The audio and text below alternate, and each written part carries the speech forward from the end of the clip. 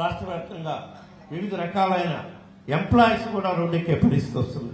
ఎవరికి న్యాయం చేయలేదు కదా. అప్పుడు అందరికీ బ్రహ్మాండంగా జగన్ ఇప్పుడు అమలు చేస్తున్న పథకాలన్నీ అమలు చేస్తా, అయిగాక నేను సూపర్ 6 అమలు చేస్తా అన్నీ చెప్పారు. ఉద్యోగస్తులు ఏమడిగినా నేను అన్నీ చేసిస్తాను అన్నాడు. నిన్నెవరో చెప్తున్నారు, ఎక్కడో ర్యాలీలో పోతా ఉంటే లారీ డ్రైవర్ నాపి ఏంది నువ్వు డ్రైవర్గా చేస్తున్నావా, నేను వస్తే లారీ కొనిస్తానని చెప్పాడు. విజయవాడలో నువ్వేగా చెప్పావు కదా.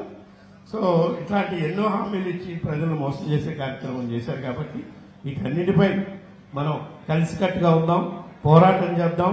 అందుకే ఇందాక చెప్పా కదా, వాళ్ళు ఇన్ని తప్పులు చేస్తూ కూడా ఇప్పటికీ చేస్తూ కూడా వాళ్ళ పచ్చ మీడియాని అడ్డం పెట్టుకుని ఆఖరికి ఈరోజు చెప్తున్నారు. నిన్న మన జోగి రమేష్ పోయి నారావారి సారా ఎట్లా తయారు చేస్తున్నాడో చూపించాడు. దాని కౌంటర్ ఈరోజు పొద్దున్నే పేపర్లో వేశారు. ఈ 2 సంవత్సరాల నుంచి జరుగుతున్న ఈ వైసీపీ కాలం నుంచే మొదలు పెట్టారంట. మనకెందుకు నారావారి సార్ తయారు చేయాల్సిన పని మనం ప్రభుత్వ దుకాణం ద్వారా సారా అమ్మే కార్యక్రమం చేశాం. మీలాగా బెల్ట్ షాపులు పెట్టలేదు కదా.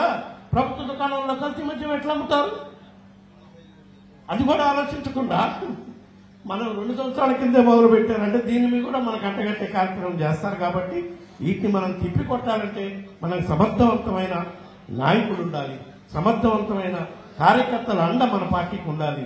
దానికోసమే ఈ రచ్చబండ కార్యక్రమం ద్వారా ప్రతి నియోజకవర్గం నుంచి సుమారుగా 10,000 నుంచి 14,000 మంది వరకు కూడా కార్యకర్తలుగా నమోదు చేసే కార్యక్రమం పెద్ద ఎత్తున జరుగుతుంది.